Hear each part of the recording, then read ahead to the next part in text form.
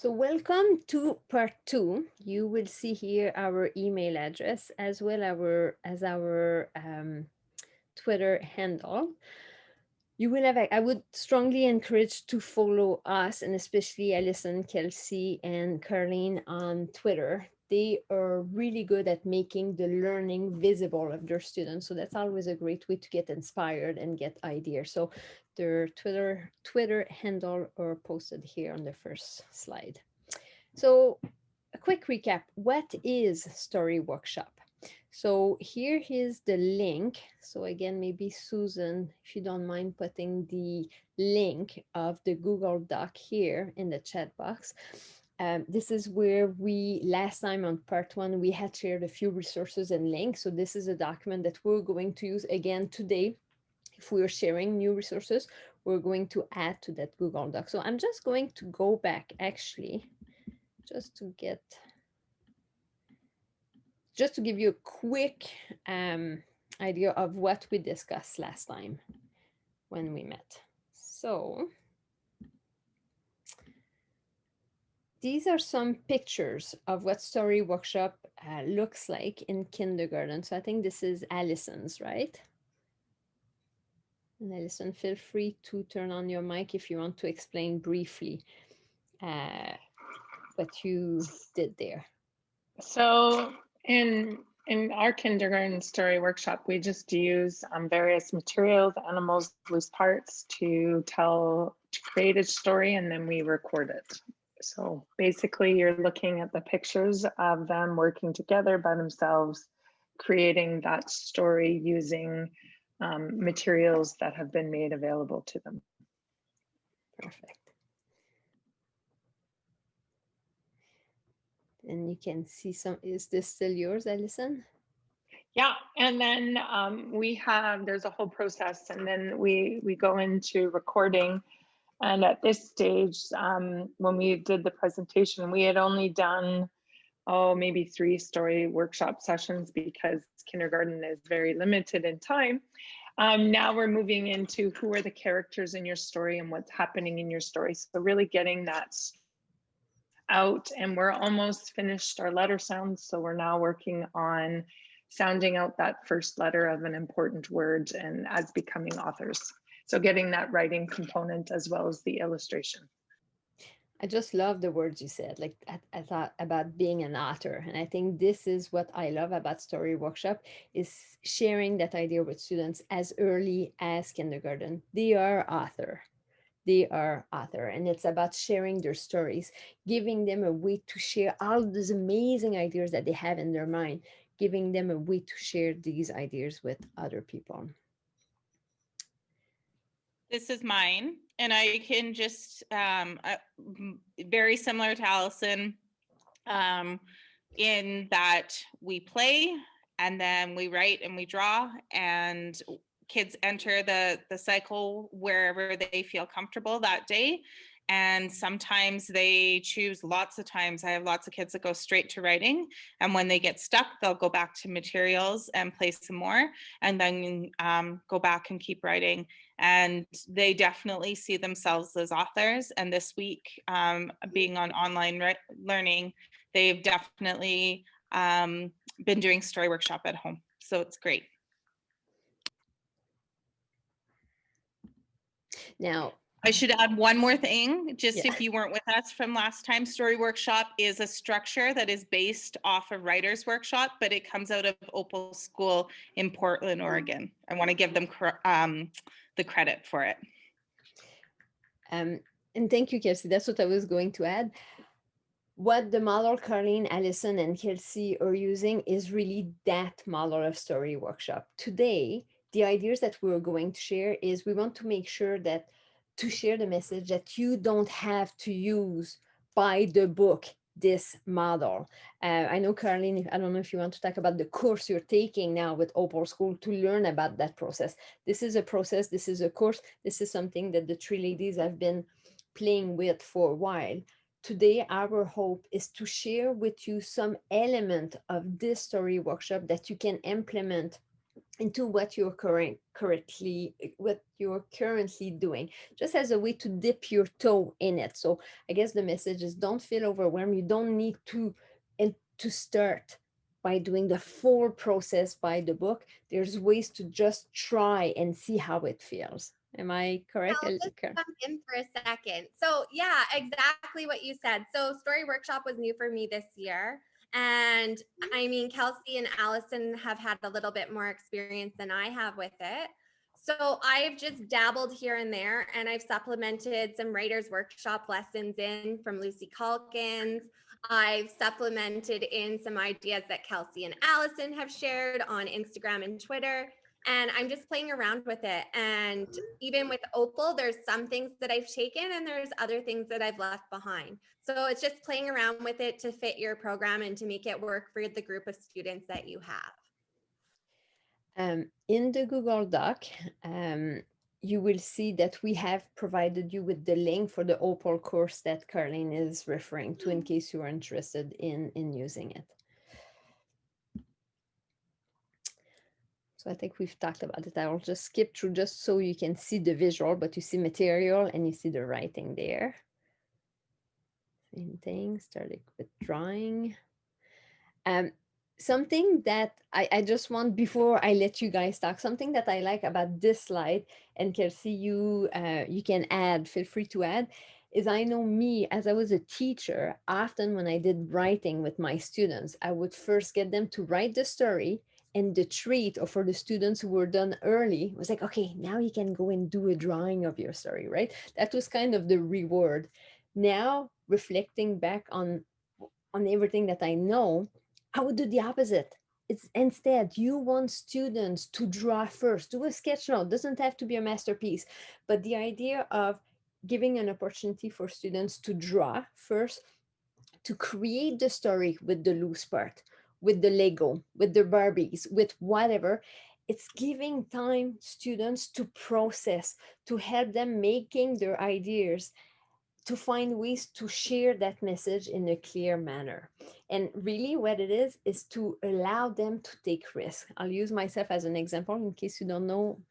English is my second language. So when I have to write a story, I often get super nervous about it, because, or even an email, because it's like, oh my goodness, I need to make it right because my audience is going to read it. So I get super nervous about doing it on paper. What I love to do is meeting with my dear sweet colleague Susan, and often before I write email, I will talk it out. By me talk it out, share it with Susan, helps me making the ideas clear in my mind, finding the words that I want when I'm ready to put it in an email. So the process that we're sharing with you today, it's kind of very similar, giving time for students to process before we're asking them to put it on paper.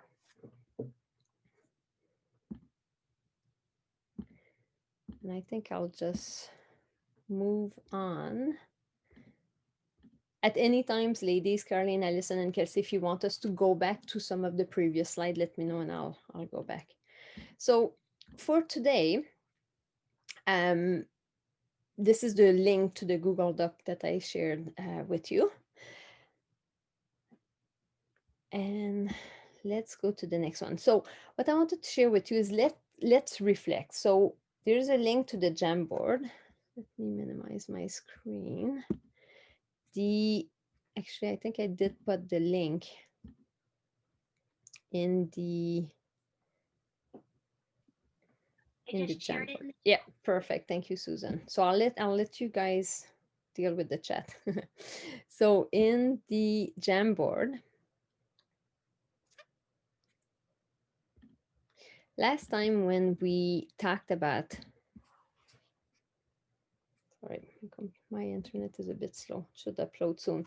When we talked about Story Workshop, we talked about the learning pit. Often us as teachers, we're learning something. We're super excited. This sounds cool. It's exciting. I'm going to do this. And then we may try, or other things may pop up and we get stuck in the pit. Oh, it's too hard. I'm confused. It's difficult. And sadly, with many things, we just drop it there. What we're hoping today is that you will share with us any of the things, any of your trickies that got you stuck in the pit. And we're hoping that we're giving you some tips and tricks to help you getting out of the pit and being able to make it as a success. So on the next page of the Jamboard, this is where we're hoping that you will share some of your ideas. So as you can see, in case you're not familiar with Jamboard, Jamboard is like a whiteboard where many people can share their ideas. So you will see here on the left-hand side, there's different tools. So we're going to ask you to use this one, the sticky notes. You will see that you can click, you can choose the color of your sticky. So if you have tried anything, if you were with us in the fall, or if you have tried this, feel free here on a yellow post-it, or you don't have to, actually you can use whatever color, but in the pit, share with us your trickies. What are the things that are a bit difficult? And then here, if you have things that you have tried that were successful, put your post-it in there and we're going to discuss it. And as I said, feel free to turn your mic on as I want this to be a discussion, not just me talking and you guys listening. Lauren put a question in the chat. Can I answer it? Yes, please. And can you read it? You can. Yeah, I'll go. Hang on. How did I get to, chat. Do you give your students language or prompts for how to provide feedback when they peer share? Just wondering how you introduce this part of the process. I talk about when we first start, it doesn't look as successful as it does 3 or 4 times after, but we practice sitting. What does it look like? You take your book and you open and you're reading the picture and you're telling your story to somebody. And so we just kind of, I model showing them sharing together. And then I always have the process on the board. So when I have the share stuff, I draw, because I'm a great drawer, 2 stick people and then a little book beside them for that visual reminder for them to do. And, you know, and like Julie, you talked about the pit, and sometimes like from teachers in our school, they've talked about, oh, I don't know how to start. And I think just starting, it doesn't have to be perfect. Learning is messy. Learning is, and if they've never done it before, they don't know what it looks like. And it's just a developing process. And it's just taking that chance and they'll surprise you. There's so many beautiful things that come out, and it doesn't have to look like mine. Mine looks different than Kelsey's, and Kelsey's look different from Carlene. And there's really no right or wrong way to do it. I 100% agree with Allison on that. And we ask our kids to take risks all the time. And this is, I'm 4 months into Story Workshop. I was a learning specialist up until the fall, and I took the risk in September because I thought it was cool and I was going to give it a try, and I have learned so much. But Allison's 100% right. They don't know the structure. They don't know that what it looks like, and it's okay if it doesn't look exactly like anybody else's. It's your classroom with your kids, and you're doing it for your kids. And last time when we met, I had students that had Allison as a kindergarten teacher. So for me, I actually took the lead of the students. I asked them, what did you do in kindergarten? How did Story Workshop look like last year for you? And I followed their lead, and I was learning from them. And I told them that. I said, I've never done this. Let's create together. So you can do that too. Thank you. As I'm reading, I think Cindy, again, on social media, I can't remember, Cindy, if it was on Facebook or Twitter. I'm kind of laughing. Cindy is a keener. You'll have to see. Cindy created, I'm guessing maybe one of you, is this yours, starting to gather material? Is that you, Cindy? I guess you. You should see what Cindy did. She didn't just do the peg doll. She made clothing in felt. Like, it's amazing. I don't know, Cindy, if you want to share your screen, but later. I Oh, I only have it on my phone, so I don't know if can you see them? Those are going to be my calendar peg dolls. That's why, do it again. I'll stop sharing my screen. Okay, And hold then, on. So and so you my- guys can pin Cindy 1H, just pin her so you'll see her screen. So those are my days of the week ones. They were my first attempt, but then I got a little crazy, and I made these ones, Look at this. and these ones are going to be my winter small world ones. I had a lot of time on my hands over Christmas. Cindy, do you want to share some with kindergarten or? Oui, madame. See?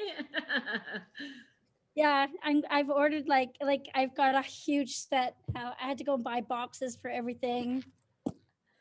Yeah, I'm excited. Yeah, my room is looking. I'm gonna need to buy that IKEA desk that you got, Kelsey.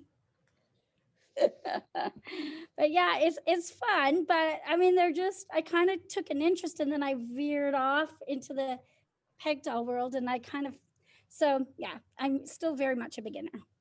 Now, Cindy, because one of the trickies that I've read from many people was COVID restriction on sanitizing. Would you mind, because I saw your thread on Facebook, I think, like people are saying, oh, these looks cool, but how do we deal with sanitizing them? So do you mind sharing some of your things? Well, I mean, I do centers. I'm pretty much, I heard the when I jumped on, Kelsey, you were talking about it. So my students are great. They sanitize their hands. So I've slowly been releasing my anxieties around it, and they use stuff. We do centers a lot in the classroom. They sanitize before they go into center. They sanitize when they leave. If it's something, and usually I leave it for 72 hours, but I'd like to claw that back as well. But they're great. I mean, I had a positive case in my class, and he was in all week and nobody else got it. So I feel really confident. My students wear their masks. They're not required, but I said to them, if you want to do this, you have to wear a mask. You don't have to wear a mask, but if you want to do centers, we wear masks. And when they know it's Centers Day, they bring it in. So, and they have no problem wearing it. So, and I've had no complaints. So I'm not too worried. I'll leave them out and they'll get sprayed with the COVID buster at night. And I think that's more than sufficient. Now, again, oh, sorry, go, Kirsty. I was going to say, I agree. I do the exact same thing. It's, if you want to be able to participate in these with these materials, your choice is to wear a mask, or you can do this worksheet. And almost always they are going to put on a mask because they want to do the centers and stuff like that. And Lysol works on material. I found a Lysol that works to kill 99%. Now, I don't know if we're allowed to bring it in or not. I don't have that answer, but I do know it kills materials, including COVID, on material. I think that I've adopted the mindset of ask for forgiveness rather than permission. Remember the session is being recorded, ladies. So one thing that I wanted to share. So don't feel overwhelmed by Cindy. Cindy took it like to the extreme, not just peg doll, but making costume. So everyone, because I saw Carlene saying, as you said, like you get overwhelmed. Yes, if you just want to use the plain wooden peg doll, that is fine. I'll just go back to the screen. So I know COVID, is there any other, like COVID came on a few trickies, the COVID restriction. So so we've talked about the spray. Carlene, Kelsey, and Alison, I know last time you have shared a few tricks for yourself, like on how, and you guys were handling it a bit differently in your classes. Do you want to share that? Share. Go ahead. Oh, I was going to say, I think every principal has interpreted the guidelines a little bit differently. And so to go with what your principal is saying, especially with this being recorded, so go with that. For me, my kids clean the materials themselves. So like Cindy's, they hand sanitize before, they hand sanitize after, and they wear masks when they do it. But they also then, each kid has a cut up piece of a receiving blanket because I'm no longer having any more babies and I don't need 50 receiving blankets in my house. So they're cut up and we use the spray, I spray it, and then they use their cloth to clean it. And they love wiping them. Of course, being kindergarten, I have to have morning and afternoon materials, so I have double of everything. So they don't touch the same materials, and if they do, they clean them as well, and they actually quite enjoy. Wiping is a very important position, helping job to do. So yeah, and I've been really lucky because my principal has been like, he basically laid it out to parents, and he has a very liberal view because we follow preschool guidelines that, you know, this is the way it's going to be and you can take it or leave it, because he said kindergarten is not mandatory. So I've been very lucky on that respect. But I mean, there's things that can be needle felted and those can be thrown in the wash.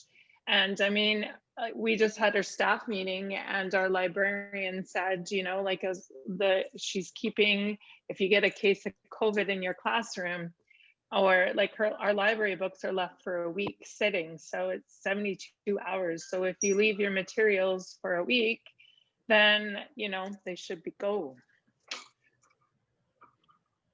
Yeah, and then in my classroom, it's a little bit different.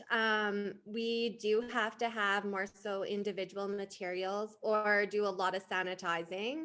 So what I did is I took all of my loose parts and I had them all organized, and then I just put them all into one bin per child and mixed them, which is really hard for me to do. But everybody has a little of everything and it's theirs for the year to keep. So it's worked out well in the sense that I'm not sanitizing constantly. But if I were to keep them all separate, then I'd have to sanitize all the time. So that was my way around it. I'm in a similar situation where we have to have everything individual, but a loophole, I guess, I don't have desks in my classroom. I have all tables. So I managed to be able to at least have one table sharing. So that same table shares the same bucket every day because they're sitting right next to each other anyways. So then if I do a new seating plan, then it's just like more deeper sanitized. Like I'm still getting them fogged and stuff, but so maybe for some of the other people who are struggling with the sharing, maybe if the same group shared every day, if that was kind of logged or something, that was kind of something that was approved by my admin. That made it a little bit easier because I have 25 grade ones. So to have them all have their own bucket, like I just don't have the storage space. So doing it by tables seems to be working so far. My admin approved a similar thing to that in September, but I've actually got a really small class, so I'm able to do individual. I'm hoping to do individual kits, but I actually got the idea of my brother and sister are teachers in Singapore, and what their kindergarten class did was each kid was assigned a color group and their bin shared material for the week. So the red group had the red bin and it was on their table, and they just shared that, and then they leave it over the weekend and then rotate it to another group. So the kids would just come in and see their faces on the red card and they knew that their bins were the red ones.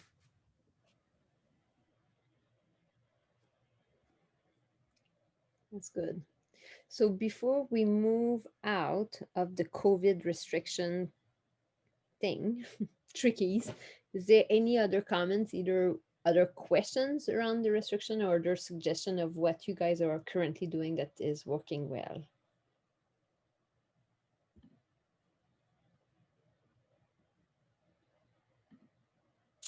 Okay, so let's move on. If I'm looking at other trickies, there's one about the French vocab. I will address it in a few minutes when I go back to the presentation. Now let's share some of the success Not sure who wrote this yellow sticky. I cannot read the name, but whoever wrote that, would they mind sharing this success stories? High engagement, more risk taking, pleasantly surprised how even without prompts and reminders, many of them all get to the writing on their own. This is awesome. That was me. So I'm not gonna lie, I was very terrified. This is my first year teaching grade 1. I've never taught lower than grade 3 before this year. So everything about grade 1 has been like fun. I'm loving it, but scary. And I was really struggling with writing. Like I just because writing's hard. Like for little grade 1s, writing is hard. And I didn't want them feeding off of my anxiety about it either. So I was nervous. And when we started, like day 1, kids who hadn't written anything without me guiding them the whole way, even had they were putting letters down. Like it was honestly, I was crying because it was just so amazing to see how excited they were. And I think like I have less behaviors popping up. There's like they're just more on it. The non-writers are still coming up like verbally. They are sharing so many ideas. So it's been, despite little speed bumps of like sharing and COVID, and it's been a really positive shift for me and for the kiddos. And I do agree with whoever mentioned that they can do it online. So this week they've been doing their story workshop with their own toys and materials at home. Um, yeah, it's been very fun. And they're excited to share. They love sharing. That's actually one of my questions. I'd like to know kind of what the sharing process looks like. They all want to share, and there just isn't the time for them to all share all the time. So I'd love some other ideas of what that looks like in some other classrooms. Mine, we do share with a partner. And then I have a thing of sticks, and I only have 3 kids share a day, and it's power of the sticks. Okay. They know that they will get to share once in the bucket, and then we'll put them, they get pulled out, and then once everybody's had a turn, they go back in. Oh, that's a good idea. So I do it similar to Kelsey, but instead of the sticks, I use the like online name generator spinning wheel, and I'll spin it with their names, and whoever's name comes up, they get to share. And then sometimes I do small group sharing so that everybody gets a turn to share. And that one's tough because they're wearing their mask sitting there. So some of the like really quiet ones, it's tough for them to speak with the mask on. And then I wrote the pink sticky note under success that says celebration of writing. I think it's there. Anyways, we had a celebration of our writing. We did a whole personal narrative writing, and we spent a whole bunch of time working on a really good copy. And then those were shared, everybody shared those. And it took a long time, but we shared everybody's individually in front of the class to celebrate.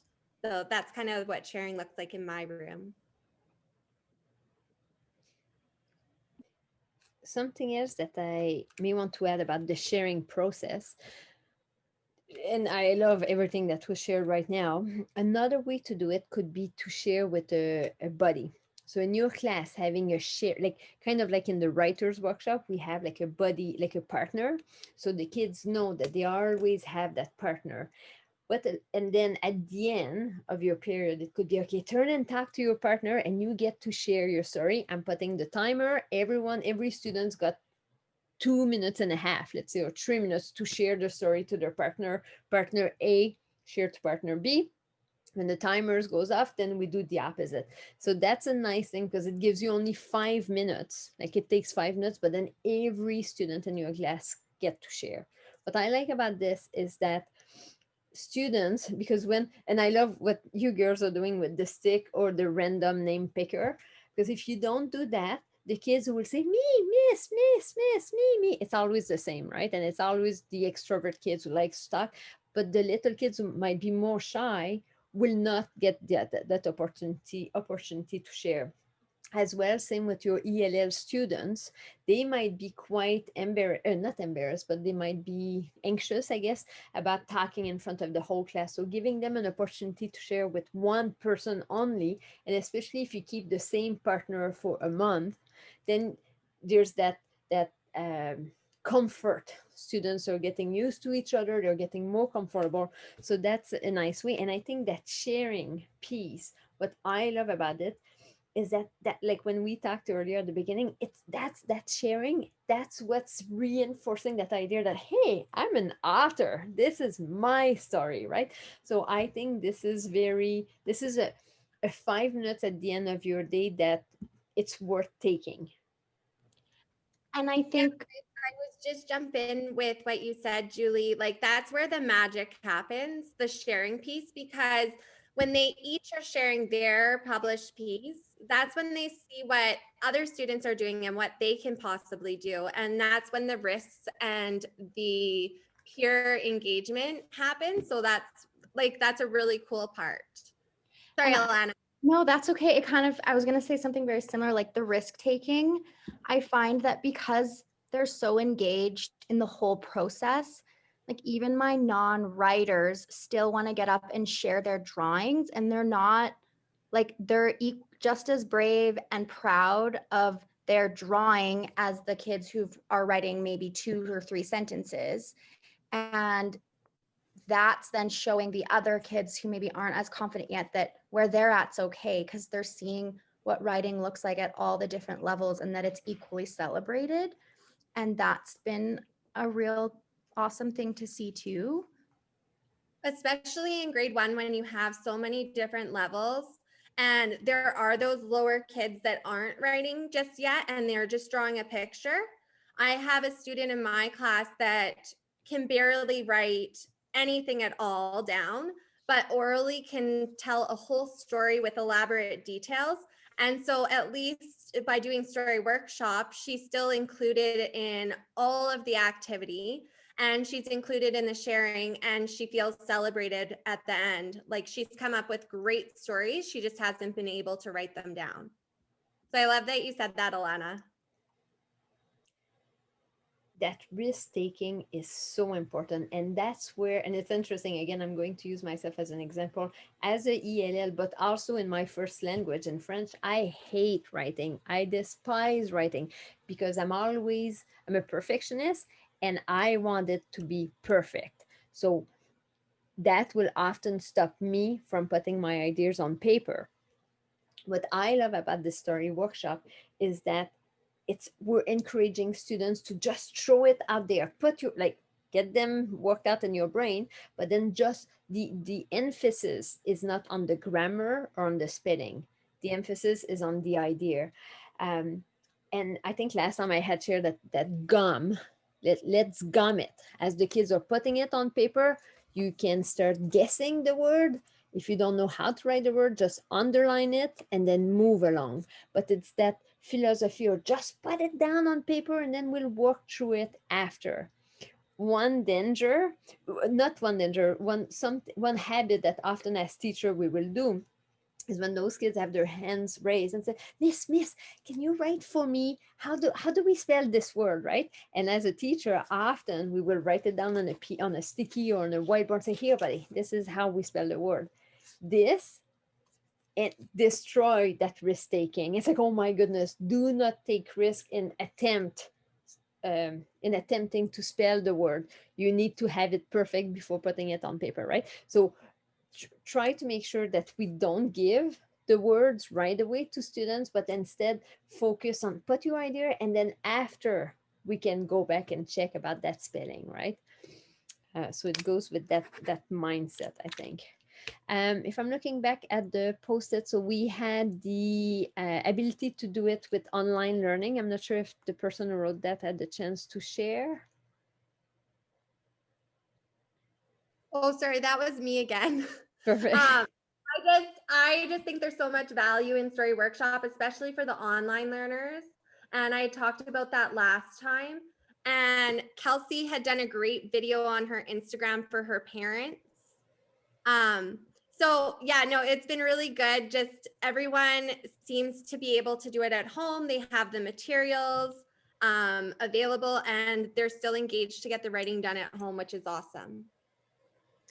Kelsey, is there any chance that you could put the link of that video in this Google Doc? We did put this is the Google Doc where we're keeping everything that is shared. So the video that Caroline just referred, if we could later on put that link, that would be great so people can watch it.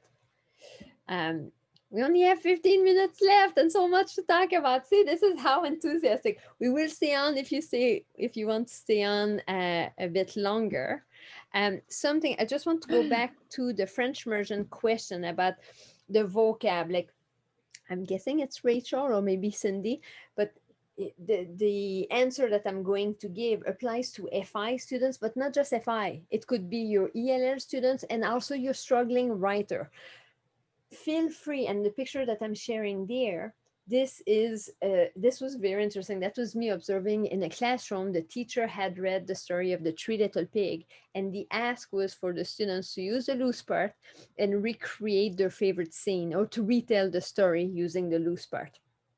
So for your FI students, ELL, struggling reader, you could also, in that middle, you could have cue cards with the keywords. So if the story is about the Three Little Pig, we know that in French, the word cochon, or in English, like you would have tree, pigs, blow, like any of those keywords that you know that most students will use, you can put them on an index card there on the table. Another thing with the ELL learner, but also struggling students in general, could be to have lists. What I've used in the past is having a list of words on Ring, where it could be like all sentence starter, words connector, like different categories on words that it gives them a choice. Like instead of always having like, and then da da da da, da and then da, da, da, like what other words can we use instead of then, right? So having them on the Ring, putting it in the middle of the table could be a way to, as a scaffold, to help the students. So Rachel, does it help you a bit? Yeah, that makes more sense. Just thinking of like putting the cue cards in the middle makes more sense. And I did kind of the same thing with the Three Little Pigs. That was the first thing we started with. And that was the words that we had written. But even just listening to this today, like is such a good refresher and just like very helpful. So I'm glad that we are doing this. And making sure that those words are still visible that the kids can still access it throughout the day, that it's not just during that they can, like, and in other session when I gave, like, we always say that for words to have that neural pathway imprinted in students' brain, they need to hear, see, play with those words at least 17 times. So making sure that those words are visible, accessible, so that they can refer to them, that's very, very important. Julie, Okay. there was also a question about materials. It was a tricky. Your parents are your greatest resource. They have corks, they have things lying around, buttons and everything that you can use for loose parts and everything. And they have scarves, they have you ask and you will probably receive, and they've been the greatest resource. And so you don't have to go out and spend money. And your resources, when I started at Glenbow, and I was the +1 kindergarten. I started the day before the children came, and there was nothing. I mean, that year we played with popsicle sticks, and I mean, I asked for keys, and one dad came in and he worked for like an arena. He came in and he brought me a whole big bag of keys. So you never know what your parents have, and they're your greatest resource. You have friends that drink wine, grab the corks from them. And even mom friends that use the baby pouches, all the baby pouch lids, those are so fantastic. Lots of people that drink pop, even the pop, like the metal lids, those have been great. Even on some of the beer cans at the top, there's the plastic on top. those have gone into our story workshop as well. So just find people and put it out there, and it's amazing what people will give you. I've actually started collecting our glue stick lids. So when they finish their glue sticks, they know to throw the stick out and put the lid in the plastic baggie by my desk. I mean, that's just a month's worth. Maybe we got to look at how we're using our glue sticks. I don't know.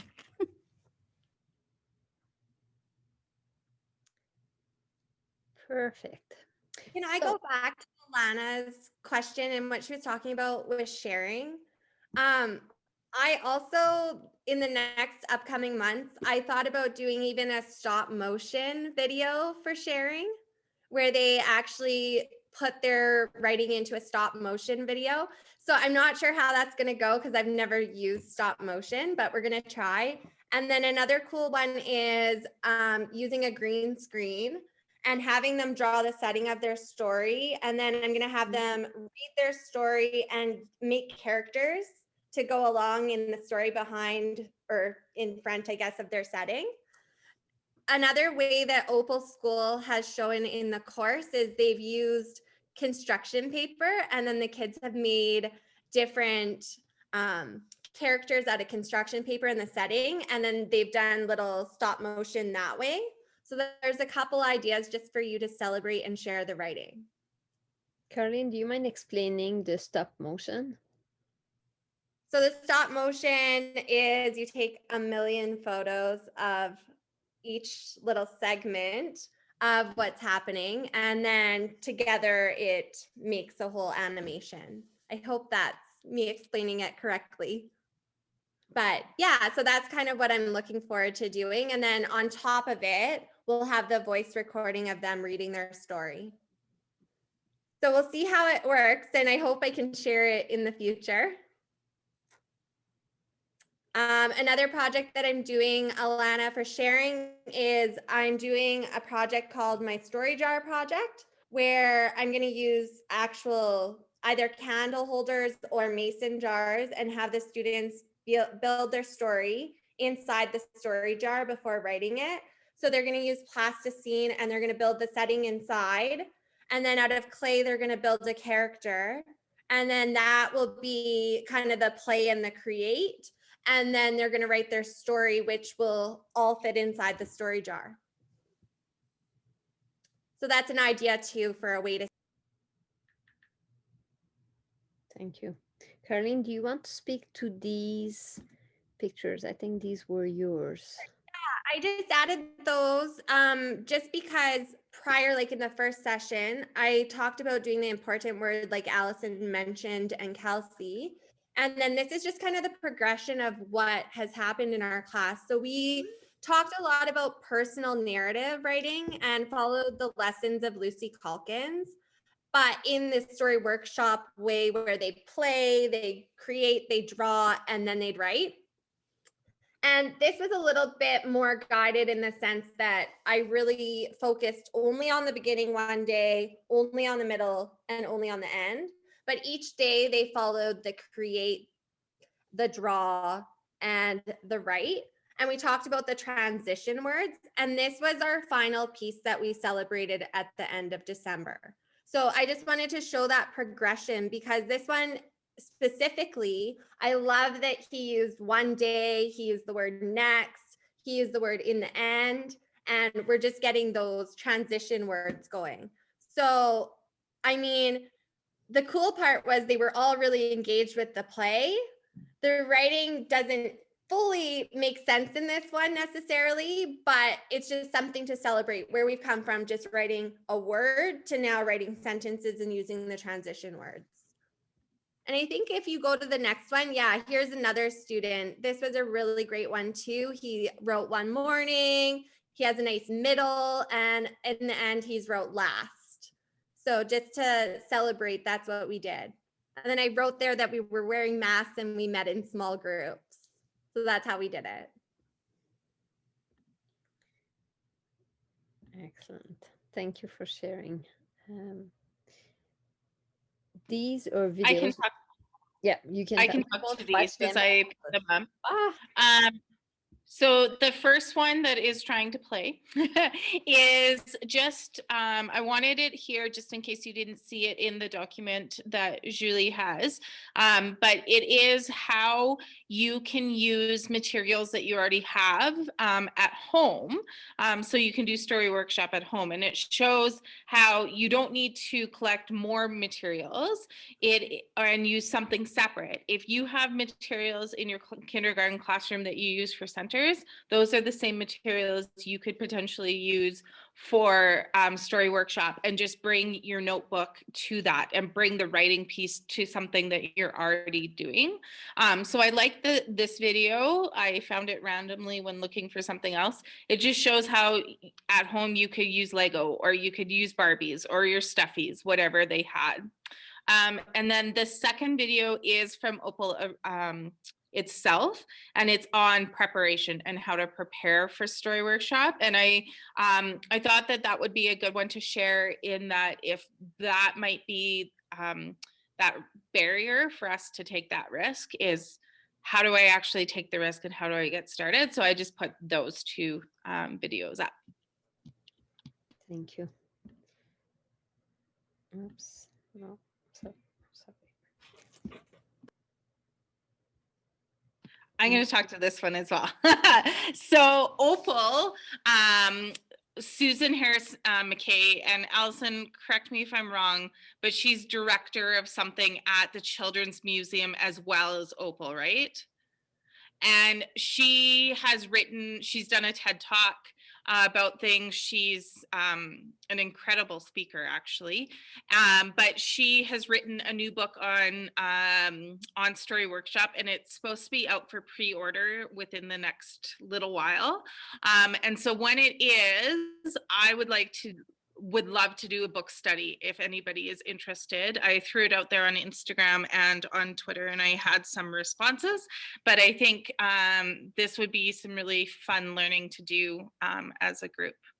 So if anybody's interested. I think, Kelsey, this is something that we can organize at the Ed Center, and use this email list of participants for sure. So let's all stay in the know whenever that book is out, and then we can send a mass email and then do an open invitation. I think the discussion. Yeah, and that book will be great because it also includes BC educators, not just teachers from Opal. So it will be a variety of people who do Story Workshops. So because BC is highly tied to Opal, so there's quite a few educators. So it's going to be really exciting. Thank you, Alison. Now, knowing that we only have 3 minutes left, but we can stay on if you have further questions, Kelsey has graciously offered to create and to give away one of the kit, a starter kit. So I'm going to stop sharing my screen, and I'm going to ask Susan to share her screen, and we are going to do the draw right now. And actually, Carlene, Susan is going to use the same website you say you're using for celebrating.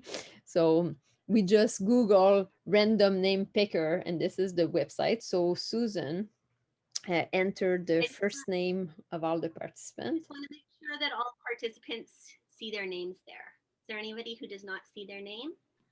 Tam's gone, and she's a learning specialist, so I don't know if she needs the materials. Not that I don't want her to be part of it. I was trying to be fair, but I see. Yes, I agree. Okay. There's someone. Right. Just wait. There's someone missing. Victoria. Oh, Victoria. Let's just add Victoria. Sorry. Yes. Thanks, Victoria. I wanted to ask, but I didn't want to interrupt, and I wasn't sure what your first name was. Thank you. Okay. All right, drum roll.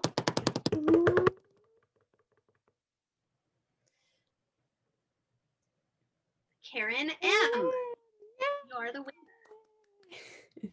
Congratulations. Wow. Karen, so thrilled. Thank you so much. I'm so excited. Thank you. Where do you teach? I'm at Cooper's Crossing.